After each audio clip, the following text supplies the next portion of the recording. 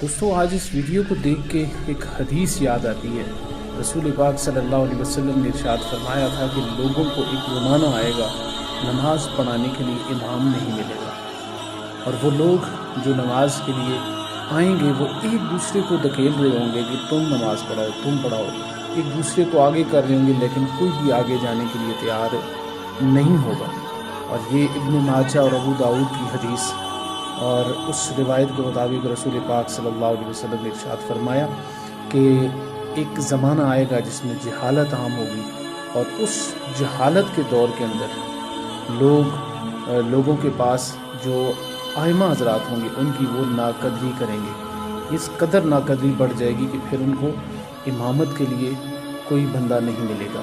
حالانکہ یہ وہ لوگ تھے جن کے بارے میں رسول پاک صلی اللہ علیہ وسلم نے ارشاد فرمایا تھا کہ العلماء ورثۃ الانبیاء۔ حضور نے فرمایا تھا کہ انبیاء کے وارث علماء ہیں، یہ رسول اللہ صلی اللہ علیہ وسلم کے مصلی کے وارث ہیں، ان کی قدر کرنی ہے اور ان کا احترام کرنا ہے۔ یہ دین سے وابستہ لوگ ہیں جنہوں نے دین اسلام کا پرچار کرنے کے لیے اپنی زندگیاں وقف کر دی، تو ان کی خدمت، ان کا احترام، ان کی عزت کرنی ہے۔ آج اس ویڈیو کو دیکھ کے دل خون کے آنسو ہوتا ہے کہ وہ رسول اللہ صلی اللہ علیہ وسلم کے ممبر و محراب کے وارثوں کے ساتھ کیا سلوک کیا گیا پنجاب کے اندر۔ ایک جگہ پہ جہاں پہ امام مسجد کو انہوں نے مصلی نماز سے اتار دیا اور نماز پڑھاتے ہوئے ان کو گھسیٹ کر پیچھے کھینچا گیا۔ اس سے بڑا ظلم، اس سے بڑا ستم ایک امام مسجد کے ساتھ، رسول اللہ کے مصلی کے وارث کے ساتھ اور کیا ہوگا۔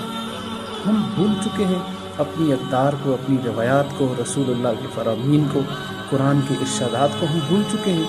کیا ہم نے نہیں پڑھا؟ ہمیں کسی نے نہیں سکھایا کہ ایک رسول پاک صلی اللہ علیہ وسلم نے فرمایا کہ اگر تم اپنی نماز کو قبولیت کے درجے پہ پہنچانا چاہتے ہو تو پھر اکیلے نماز نہ پڑھو، بلکہ امام کے پیچھے جا کے جماعت کے ساتھ نماز پڑھو۔ اللہ تعالیٰ تمہاری نماز کو درجہ قبولیت تک بھی پہنچائے گا، اور اس کو 27 درجے زیادہ اجر اور ثواب بھی اللہ تعالیٰ عطا فرمائے گا۔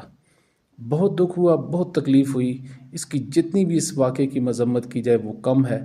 میں مطالبہ کروں گا، یہ جس علاقے کی ویڈیو ہے وہاں کے ٹی پی او سے، وہاں کے اے سی سے اور وہاں پہ جو انتظامیہ ہیں ان سے، کہ ان لوگوں، ان بدنما بھیڑیوں کے خلاف قانونی کارروائی ہونی چاہیے جنہوں نے رسول پاک صلی اللہ علیہ وسلم کے مصلی کے وارث کے ساتھ یہ ناروا سلوک کیا ہے۔